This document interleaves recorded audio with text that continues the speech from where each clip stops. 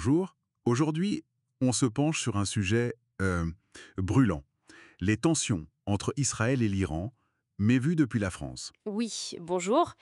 Et pour ça, on s'appuie sur des témoignages directs, recueillis dans la rue, ce qu'on appelle un micro-trottoir. Exactement. L'idée, c'est de voir comment ce conflit résonne ici. Euh, Quelles sont les opinions, les arguments. Bah justement, l'objectif, c'est de décrypter un peu tout ça, comprendre la diversité des réactions, qui sont parfois assez contradictoires, on va le voir. Alors, commençons par ça justement. Comment les gens perçoivent ce conflit Israël-Iran? La première chose qui frappe, c'est qu'il n'y a pas du tout de consensus. Ah non, c'est clair. On a d'un côté des personnes qui voient plutôt Israël comme l'agresseur. Souvent, d'ailleurs, ils font le lien avec Gaza. Oui, ça revient, et certains expriment même un soutien, on va dire, à l'Iran dans cette affaire. Et puis, à l'opposé, on a ceux qui justifient l'action israélienne. Ils parlent de défense préventive, de la menace nucléaire iranienne. Cette question du nucléaire iranien, c'est un point important. Certains y croient vraiment à cette menace. Oui, pour certains, c'est une menace réelle, imminente presque. Pour d'autres, par contre, c'est juste un prétexte, quoi. Un prétexte utilisé par Israël ou l'Occident. Et le rôle des États-Unis dans tout ça? On en parle. Ah oui, beaucoup. Souvent vu comme le soutien indispensable d'Israël, voire même comme ceux qui poussent un peu derrière. Mais au milieu de ces positions très tranchées, il y a quand même des voix qui appellent juste à la paix, non? Pour les deux peuples. Heureusement, oui, des appels à l'appel, à des escalades. Bon, après, on a entendu aussi, mais c'est très minoritaire, une lecture carrément religieuse, apocalyptique, Armageddon. Ah oui, d'accord. Assez extrême comme vision. Très extrême, oui.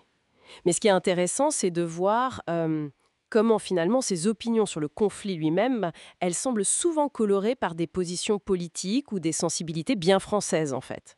Et la France alors? Quelle place elle devrait avoir selon les personnes interrogées? Là aussi, j'imagine que c'est partagé. Très partagées, oui. On a d'abord ceux qui disent on ne s'en mêle pas, le fameux c'est leur affaire, on s'en fout même parfois, une sorte de distance. D'accord. Et ensuite? Ensuite, il y a ceux qui prônent la neutralité. Ou alors, et ça c'est très fort, l'idée que la France a d'autres chats à fouetter, qu'elle ferait mieux de s'occuper de ses propres problèmes. Ces problèmes internes, l'économie, le social, ça revient souvent ça quand l'actualité internationale est complexe. Oui, c'est une réaction assez classique, on peut dire. Face à un conflit lointain dont les enjeux peuvent paraître abstraits, beaucoup de gens expriment ce besoin de se recentrer sur le quotidien, l'emploi, le pouvoir d'achat. C'est pas forcément un désintérêt pour le monde, mais plus une question de priorité perçue. C'est ça, une hiérarchisation. Bon, cela dit, quelques personnes ont quand même salué ce qu'elles perçoivent comme une volonté de Macron d'éviter que ça dégénère au niveau mondial. Ce qui est frappant, et vous le disiez, c'est comment la discussion sur Israël-Iran glisse presque toujours vers des sujets très franco-français. Ah oui, systématiquement. Hmm.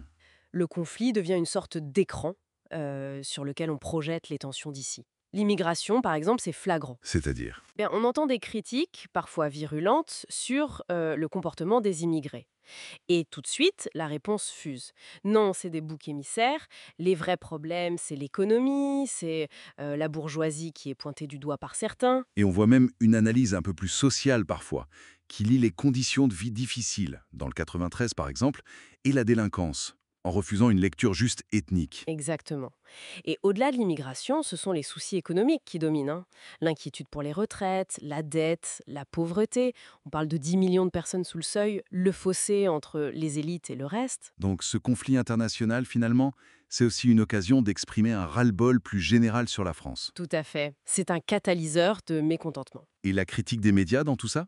Elle est présente aussi, j'imagine. Très présente, beaucoup accusent les médias, parfois nommément CNews, BFM, Bolloré sans citer, de manipuler l'information Pour diviser. pour détourner l'attention. Voilà.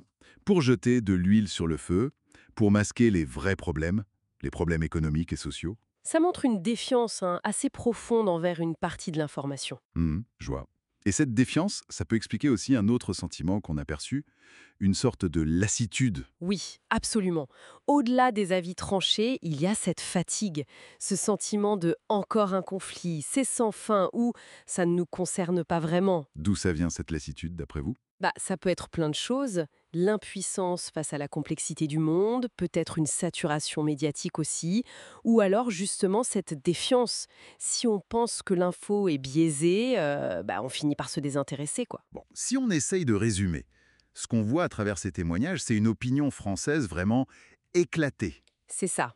Ça va de positions géopolitiques très affirmées pour un camp ou pour l'autre, jusqu'à un repli total sur les préoccupations nationales, en passant par la neutralité. Le conflit Israël-Iran, finalement, il fonctionne moins comme un sujet d'analyse pure que comme un miroir. Exactement. Un miroir grossissant des fractures, des angoisses, des débats qui traversent notre propre société. On réinterprète constamment l'international à travers nos propres lunettes, nos réalités françaises. Ce qui nous laisse avec une question, pour finir. Comment faire la part des choses dans ces réactions passionnées? Qu'est-ce qui relève d'une vraie lecture des événements mondiaux? Et qu'est-ce qui est simplement la projection de frustration bien de chez nous? C'est toute la question de notre rapport à l'actualité internationale, finalement.